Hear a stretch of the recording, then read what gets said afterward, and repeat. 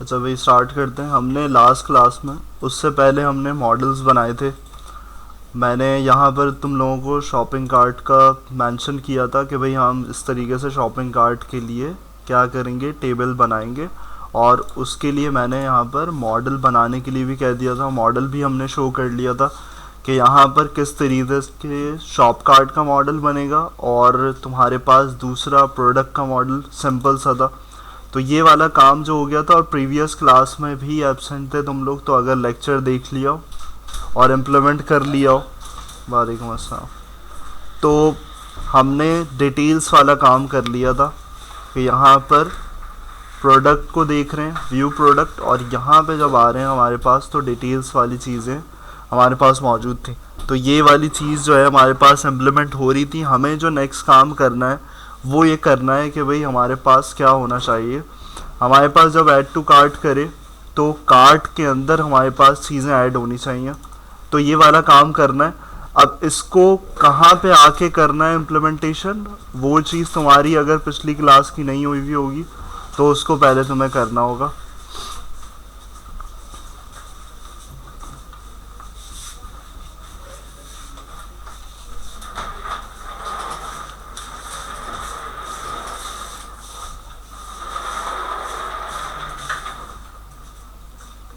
तो हमने पिछली क्लास में ये वाली चीज़ तो थी ही थी, लेकिन हमने यहाँ पे आके डिटेल्स में ये वाला काम कर लिया था। इसमें बस थोड़ी सी लॉजिक चेंज है। क्या करना है, ये वाली सारी चीज़ें तो हमारे पास आएंगी आएंगी, सिर्फ हम काउंट जो है ना वो कहाँ से उठा रहे हैं, वो शॉप कार्ड से उठा रहे हैं। शॉप कार्ड में हमने काउंट बनाया था, वो चीज़ हम यहाँ से उठा रहे हैं। तो ये यहाँ तक हमारे पास काम हो चुका था। अब इसके बाद क्या करना है, इसके बाद मज़ीद आगे काम करना है प्रोसेस कि अगर ऐड टू कार्ट पे क्लिक करो तो ऐड टू कार्ट पे क्लिक करने पे तुम्हारे पास जो भी यूज़र लॉगिन है उस पर क्या होना चाहिए, उस पर यहाँ पर कार्ट के अंदर एडिशन होना चाहिए। तो यहाँ पर अगर मैं ऐड टू कार्ट करता हूँ तो ऐड टू कार्ट करने पे यहाँ पर जब हम व्यू कार्ट करें तो हमारे पास क्या हो रही है, जो हमारे पास डेटाबेस में ये टेबल है उसी की इन्फॉर्मेशन हम यहाँ पे गेट कर लें। तो यहाँ पे हमारे पास अगर हम रिफ़्रेश कर दें इसको और यहाँ पे देख लें तो आप देखो उसी के काउंट में इजाफा हो रहा है और उसी की एप्लीकेशन यूज़र आईडी है। यूज़र आईडी हमारे पास क्या है, यूज़र आईडी जो है यहाँ पर जो बन रही है ये GUID के थ्रू।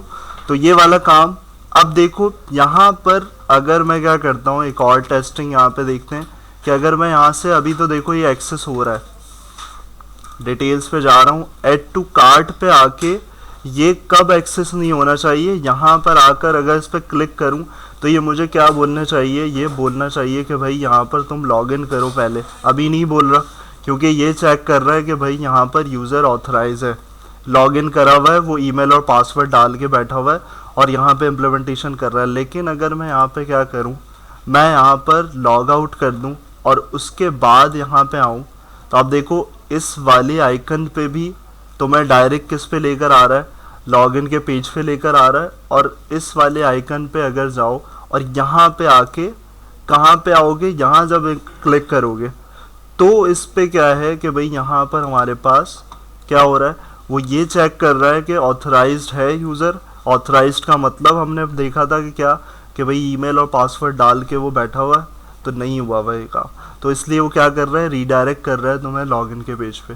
तो ये वाला काम भी जो है वो कहाँ होगा, अगर मैं यहाँ पर इसको हटा दूँ, program.cs में आऊँ, तो सबसे पहली चीज़ तो ये है कि यहाँ पे देखो, यहाँ पे पाथ्स डिफाइन करने, पाथ्स डिफाइन करने और काम किसके थ्रू करना है, कुकीज़ के थ्रू।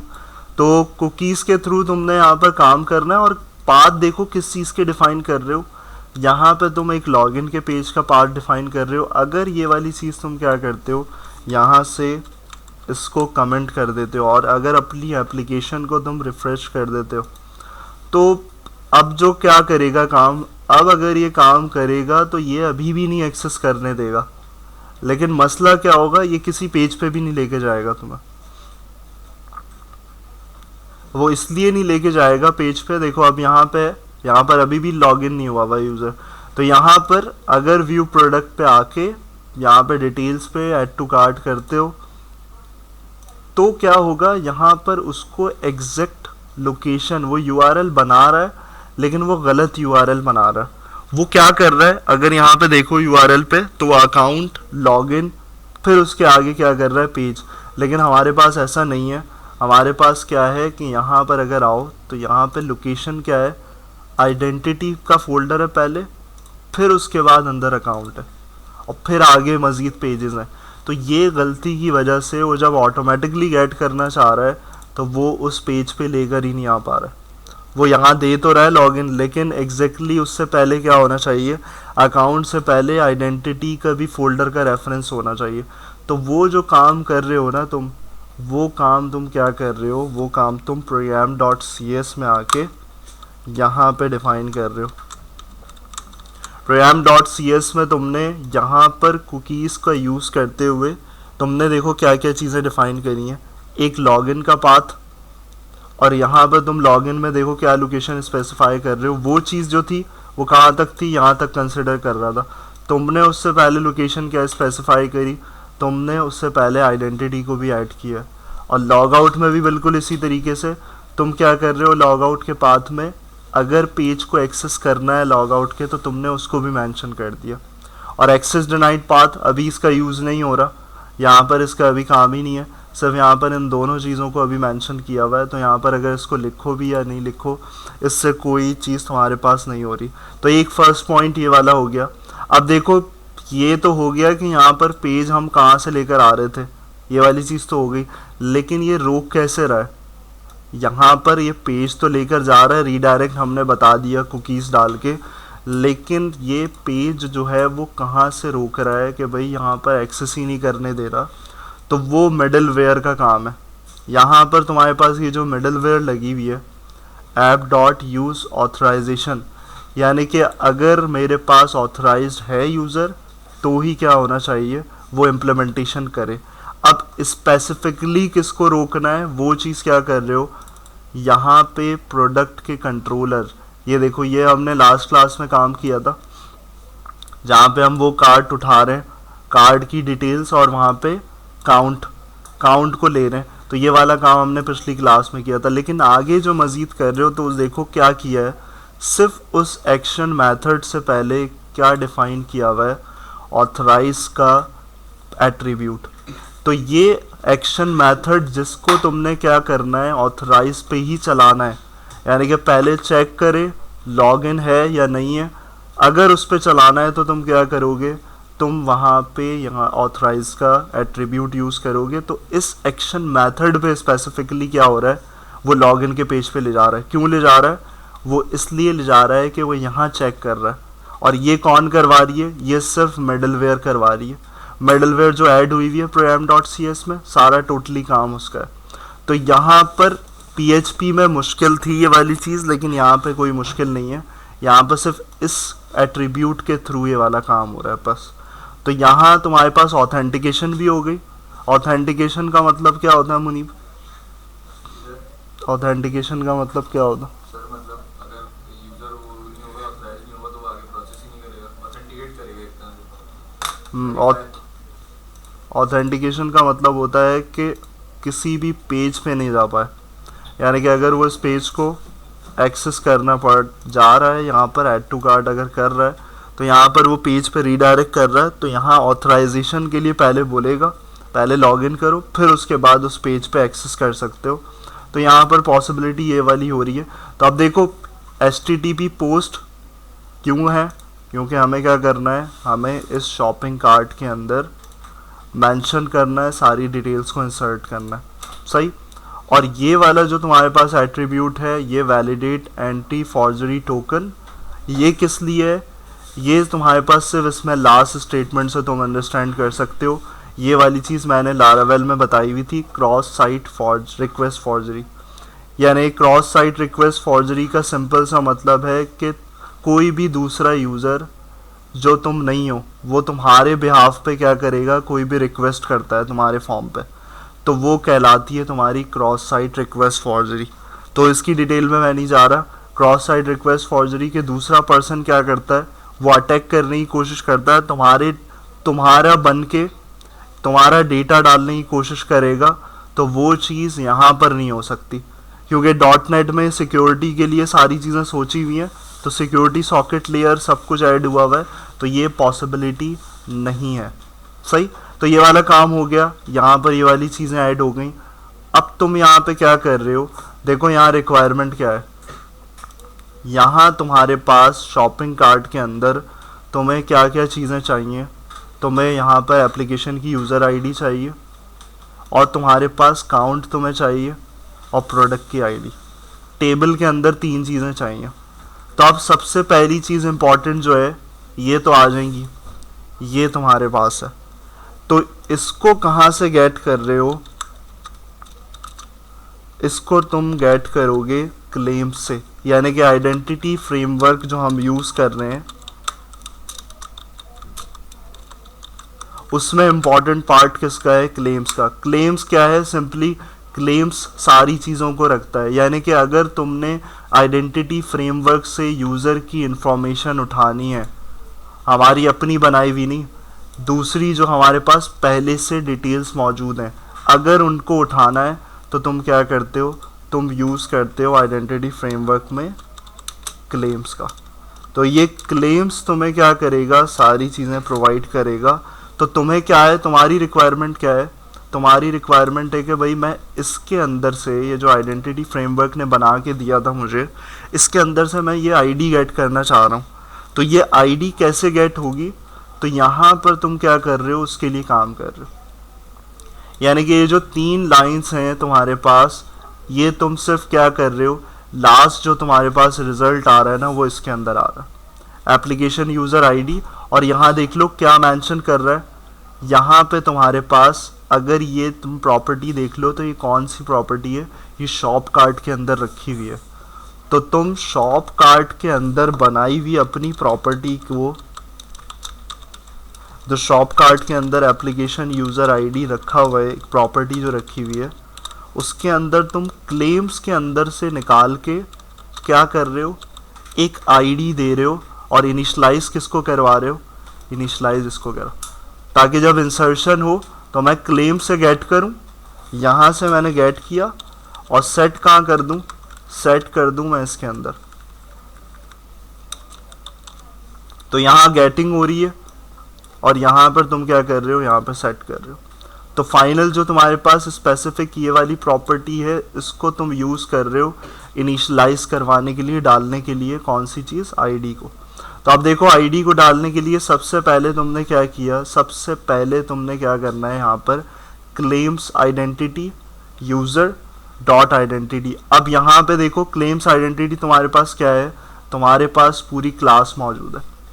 तो तुम एक वेरिएबल का यूज़ कर रहे हो, और उसके अंदर उस क्लास को स्पेसिफाई कर रहे हो। और क्लास को स्पेसिफाई क्यों कर रहे हो, ताकि मैं क्या कर सकूं, आईडी गेट कर सकूं। अब देखो यूज़र की सारी डिटेल्स जो हैं यहाँ पर तुम्हारे पास मौजूद है, और यहाँ पे क्या बोल रहा है, gets the primary claims identity associated with this claim principal. तो क्लेम से मैं निकालना ही क्या चाह रहा हूँ, प्राइमरी वैल्यू। तो वो कहाँ पर एसोसिएट करती है, वो इसके अंदर एसोसिएट करती है, यानी कि यूज़र जो है प्री डिफाइंड प्रॉपर्टी है किसके अंदर, क्लेम्स आइडेंटिटी के अंदर। और उसके बाद तुम सबसे लास्ट जो है आइडेंटिटी को यूज़ कर रहे हो, तो ये टोटली यूज़र डॉट आइडेंटिटी, ये तुम्हारे पास प्राइमरी की को निकालने के लिए, जो हम यहाँ पे देख रहे हैं, ये वाली आईडी को गेट कर। लेकिन इससे जो है तुम्हारे पास क्या होंगे, इससे टोटल 6 क्लेम्स निकलेंगे। तो ये पॉइंट सारे बिठा के रखना, इसको डिबगिंग में भी अब चेक करेंगे, जैसे हमने प्रीवियस क्लास में भी डिबगिंग करी थी।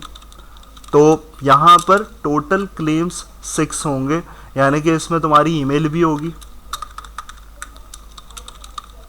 इसमें तुम्हारे पास क्या होगी, इसमें आईडी भी आएगी, और इसमें 2-3 चीज़ें और आएंगी। तो वो उसमें जब डिबगिंग करोगे, जब तुम्हें नज़र आ जाएंगी, तो तुमने क्या करना होगा, उसके अंदर से एक स्पेसिफिक चीज़ गेट करनी है। तुम्हारे पास काउंट जो आ रहा होगा ना क्लेम्स का, वो आ रहा होगा 6 का, और तुमने उसमें से निकालना कितना है, तुमने निकालना है सिर्फ इसको पॉइंट आउट करना है। तो वो जो पॉइंट आउट कर रहे हो ना, वो कहाँ कर रहे हो, यहाँ पे तुम क्या करना चाह रहे हो, यहाँ पे तुम एक लिंक है, वैल्यू को गेट करने से पहले नेम आइडेंटिफायर ये प्रोवाइड करता है। और कब करना पड़ता है, जब तुम यहाँ पे स्पेसिफिकली यहाँ ढूंढना चाह रहे हो। अब देखो ये वाला जो काम है ना, ये क्यों किया हुआ है, ये इसलिए किया हुआ है कि यहाँ पर तुमने सारे यूजर्स को गेट कर लिया, अगर सिंपल जबान में समझे।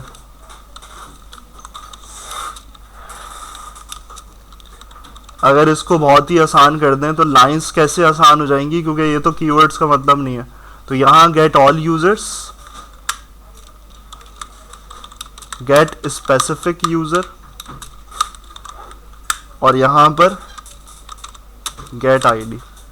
तो ये इन 3 लाइंस का अगर सम अप करें तो ये वाली चीज़ है, क्योंकि वो तुम्हें गेट स्पेसिफिक यूज़र कैसे समझ में आ रहा है, फाइंड फर्स्ट, क्योंकि हम यहाँ पर फाइंड फर्स्ट यूज़ करते हैं तो स्पेसिफिक चीज़ को टारगेट करने के लिए यूज़ करते हैं। तो अगर इसको ही पॉइंट आउट करके ऐसे समझ लो तो ये बहुत क्लियर है, इसमें तुम्हें डेप्थ में। तो नेम आइडेंटिफायर ये क्लेम्स का पार्ट है, यानी कि वो जो 6 क्लेम्स है ना, उसमें ईमेल जैसे मेंशन किया उसी में क्या होता है, एक नेम आइडेंटिफायर। तो समझ में आ रही है भाई यहाँ तक की बात? यहाँ तक जो मैंने समझाया है बैठ गया नौमान, समझ में आ गई? तो भाई यहाँ पर देखो, अब इसमें अगर मैं यहाँ पर सबसे पहले अगर सिर्फ इन क्लेम्स को देखें डिबग करके कि हमारे पास यहाँ पर क्लेम्स का रिजल्ट, तो यहाँ पर देखो डिबगिंग पॉइंट मैंने पहले प्रीवियस क्लास में भी बताया था कि किस तरीके से करते हैं, इसको सेव करते हैं और यहाँ पर आके एक्शन मेथड है जहाँ से स्टार्टिंग हो रही है तुम्हारी, वहाँ पे तुम क्या करोगे, यहाँ पर ये जो सर्कल नज़र आ रहा है इस पर पॉइंट करोगे। तो आप देखो जैसे ही पॉइंट किया, इसका मतलब है कि तुम्हारे पास जैसे ही उस बटन पे क्लिक होगा और अगर लॉगिन है यूज़र तो ऑथराइज इसके अंदर आएगा। तो इंसर्शन से पहले क्या होगा, इंसर्शन से पहले यहाँ आएगा, यानी कि तुम चेक कर सकते हो कि तुम्हारा डेटा प्रॉपरली जा रहा है या नहीं जा रहा। तो यहाँ पर तुमने डिबगिंग पॉइंट ऐड किया यानी कि स्टार्टिंग, और फिर दोबारा अपनी एप्लीकेशन को यूज़ किया। तो आप देखो एप्लीकेशन में क्या करना पड़ेगा हमें, क्योंकि वो लेके जाएगा हमें लॉगिन के ऊपर, क्योंकि हमने कोई कुकीज़ को हमने क्या कर दिया था, अनकमेंट कर दिया था। तो यहाँ पे हम इसको लॉगिन करेंगे जब जाके वो स्पेसिफिकेशन आएगी। तो आप देखो यहाँ पर वो जो कुकीज़ मेंशन किए थे वो पेज की लोकेशन, तो वो प्रॉपर्ली क्या देगा, वो प्रॉपर्ली वहीं लेके जाएगा लॉगिन के पेज पे। तो मैं व्यू प्रोडक्ट डिटेल्स पे गया और यहाँ पे मैंने क्या किया, यहाँ पे ऐड टू कार्ट किया। तो आप देखो यहाँ पे क्या होगा, वो कुकीज़ की वजह से अब प्रॉपरली गेट कर रहा है, पहले सिर्फ अकाउंट था, यहाँ पे आइडेंटिटी भी आ गई। हमारा काम क्या है, हमने इस यूज़र को डाला और उसके बाद यहाँ पर इसको किया हमने लॉगिन। तो आप देखो क्या हुआ, अब तुम्हारे पास डायरेक्टली यहाँ पर आ गया। इसको एक मिनट, इसको यहाँ पर करते हैं।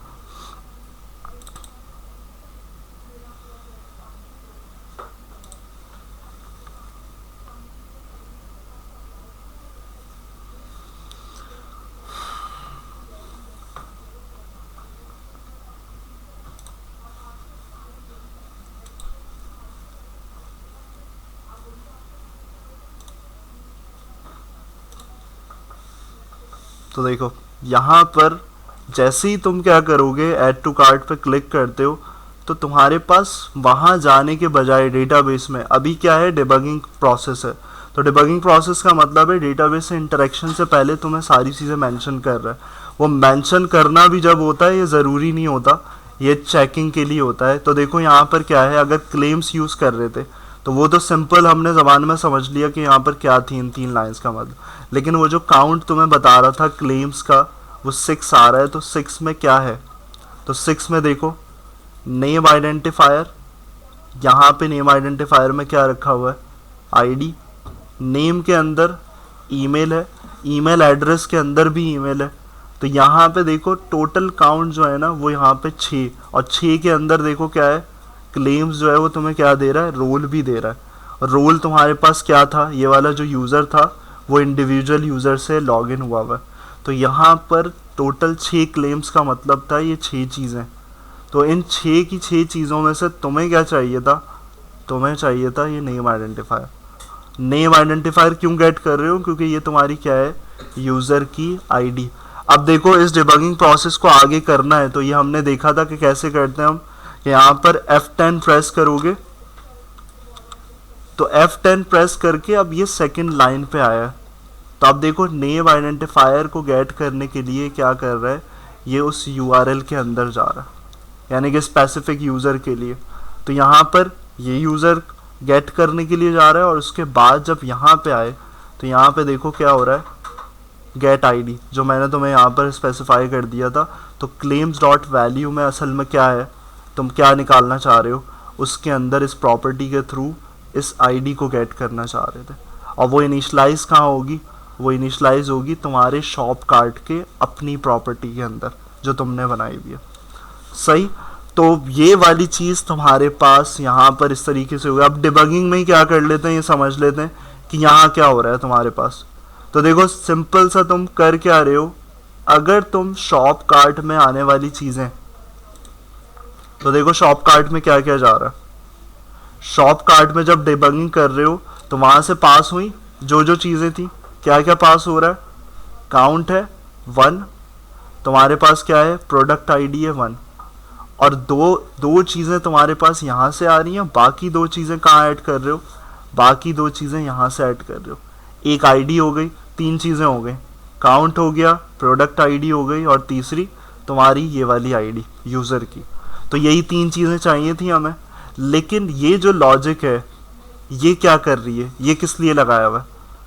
अगर इसको हम हटा दें ये वाली चीज़ को, तो क्या होगा कि जब भी एक ही यूज़र, यानी कि इस आईडी वाला यूज़र, ये जो तुम्हें नज़र आ रही है जो इजहान है, अगर ये क्या करेगा, बार बार बटन पे क्लिक करता है, तो डेटाबेस में क्या होगा, एक नया रिकॉर्ड जनरेट होगा, जो कि क्या है, गलत है। अगर एक ही आईडी से यूज़र क्या कर रहा है, इंसर्ट कर रहा है, बार बार क्लिक कर रहा है, तो वहाँ पे क्या होनी चाहिए, चेकिंग होनी चाहिए कि भाई बार बार उस आईडी को अलग अलग काउंट पे नहीं लेके जाओ। यानी कि पहले यूज़र ने इसी प्रोडक्ट पे क्या किया, इसी प्रोडक्ट पे पहले काउंट 1 था, ऐड कर दिया कार्ट के अंदर, तो क्या होगा, इस आईडी से एक रिकॉर्ड बन गया।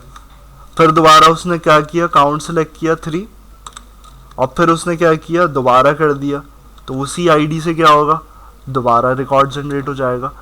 तो वो कब होगा, वो होगा, तो वो उसको तुम ट्राई कर सकते हो सिर्फ ये लिख के।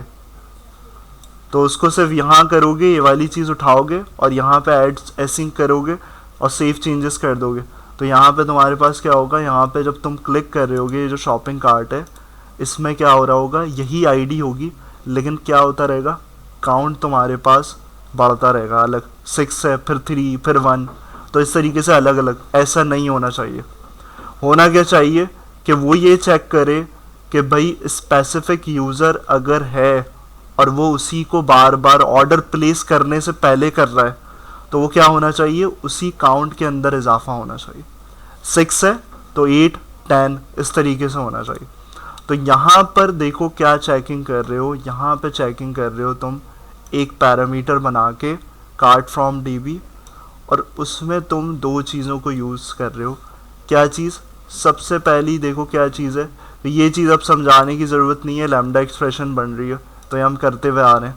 तो यहाँ पे देखो मैच कर रहे हो क्लेम्स डॉट वैल्यू से, कि अगर एप्लीकेशन यूज़र आईडी जो है वो क्या मैच कर जाती है इससे। तो एक चीज़ ये है, लेकिन सिर्फ यहाँ पे ख़त्म नहीं हुआ, यहाँ पे तुमने आगे क्या करना है, यहाँ पे तुमने कौन सी चीज़ चेक करनी है, एक दूसरी प्रोडक्ट की आईडी को। तो 2 चीज़ें इंपॉर्टेंट है, अगर दोनों क्या होती हैं, सेम होती हैं, एप्लीकेशन की यूज़र आईडी और प्रोडक्ट आईडी, तो लॉजिक सिंपल क्या है कि अगर उसके अलावा ऐड ना करें मज़ीद रिकॉर्ड, तो तुम क्या कर रहे हो, इन 2 चीज़ों को देख रहे हो। तो वो कैसे देखी जाएंगी, बीच में तुमने कौन सा ऑपरेटर लगाना होगा, लॉजिकल एंड ऑपरेटर। तो यहाँ पे 2 चीज़ों को तुमने चेक किया, 2 चीज़ों को चेक करने पे तुमने रिकॉर्ड फैच किया है। कहाँ से फैच कर रहे हो, शॉपिंग कार्ट, शॉपिंग कार्ट से फैच कर रहे हो। और यहाँ अब क्या कर रहे हो, अगर क्या किया तुमने, यहाँ पे तुमने किया कि भाई अगर कार्ट फ्रॉम डीबी नल होता है, अगर खाली है तो ऐड कर दो नया रिकॉर्ड, अगर नहीं है तो क्या कर रहे हो, देखो तुम कर रहे हो काउंट, यानी कि यहाँ पे क्या होना चाहिए, यहाँ पे होना चाहिए इजाफा। तो अब देखो यहाँ पे एरो कहाँ आ चुका है, एरो यहाँ से फैच करते हुए ना वो आ चुका है नीचे। तो अब इसको देखने की ज़रूरत नहीं है, यहाँ पे कोई डिटेल नहीं रखी हुई। यहाँ पे ये देखना है कि ये F10 करते हो तो ये कहाँ जाता है।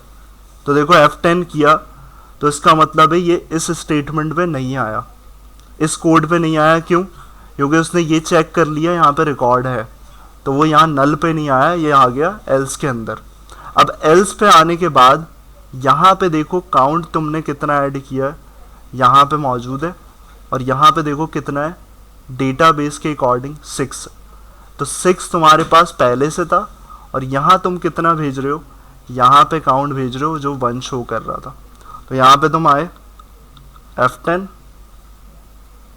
1 6, और फिर यहाँ पे आए F10 प्रेस किया, फिर उसके बाद सेव चेंजेस फाइनल डेटाबेस में। और उसके बाद जब तुम यहाँ पे जब ये पूरा एक्शन मेथड ख़त्म हो जाएगा तो ये क्या करेगा, रिटर्न करेगा व्यू। तो यहाँ पे जब आते हो और यहाँ से ख़त्म होके क्लोज करोगे तो यहाँ पे आएगा वापस, यानी कि प्रोसेस अभी तक रुका हुआ था। और यहाँ पे तुम्हारे पास फाइनल जो है वो तुम आके यहाँ पे चेक करोगे तो क्या हुआ, उसी के अंदर स्पेसिफिक रिकॉर्ड के अंदर क्वांटिटी में इजाफा हुआ। तो वो इजाफा कैसे हुआ वो काउंट में हमने देख लिया। तो पूरी डिबगिंग प्रोसेस में तुम्हें समझ में आ गया होगा कि किस तरीके से। तो अब यहाँ पे रिफ्रेश करोगे तो यहाँ पे क्या हुआ, उसी स्पेसिफिक आईडी में था, तो यहाँ पे क्या हुआ, काउंट बढ़ गया। लेकिन अब यहाँ पे सिर्फ प्रोडक्ट आईडी चेक होगी जब अगर एक नया प्रोडक्ट ऐड करता है यही वाला यूज़र और कार्ट में ऐड करता है तो वो क्या होगा, वो एक अलग होगा। एडमिन अगर दूसरा प्रोडक्ट डालता है तो यहाँ पे हमारे पास एक ही प्रोडक्ट मौजूद है, तो यहाँ पर एक ही प्रोडक्ट पे यही वाली चीज़ें होती नहीं।